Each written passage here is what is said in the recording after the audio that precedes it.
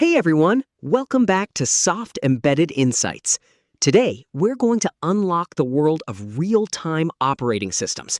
Not just the theory, but with hands-on practical examples that will make the concept crystal clear. Let's dive in and see how RTOS powers the brains of modern embedded systems. RTOS. RTOS stands for Real-Time Operating System. But before understanding RTOS, let's see how a normal embedded program works. In a traditional while loop system, tasks run one after another. First read sensor, then process data, then update display, then check button.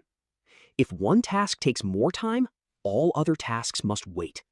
This makes the system slower and less responsive.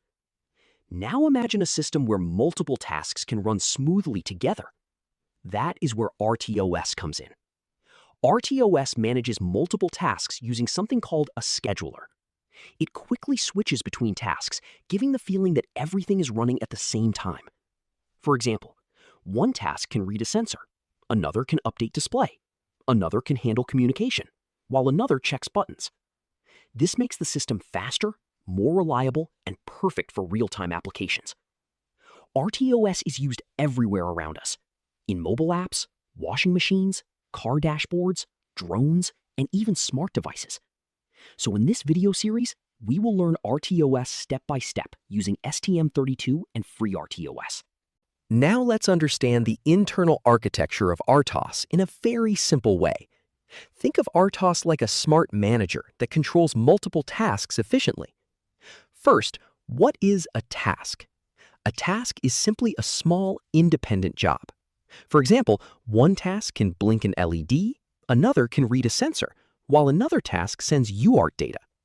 Each task has its own stack and context.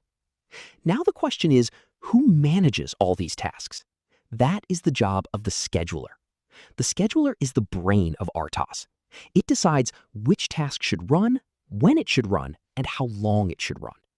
You can imagine it like a teacher giving turns to students in a classroom. Next comes priority. Some tasks are more important than others. For example, an emergency system in a car is more important than music control.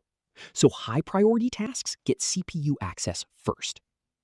Now let's understand the most powerful concept in RTOS, context switching. The CPU can execute only one task at a time, but RTOS switches between tasks extremely fast. It saves the current task information, loads another task information, and starts executing the next task. Because this switching happens very quickly, it feels like multiple tasks are running together. And finally, tick timer. Tick timer is the heartbeat of RTOS. Usually every 1 millisecond, a timer interrupt occurs. This helps RTOS track time and schedule tasks properly. So together, task, scheduler, priority, context switching, and tick timer form the complete RTOS architecture. In the next video, we will create our first RTOS task on STM32 using FreeRTOS.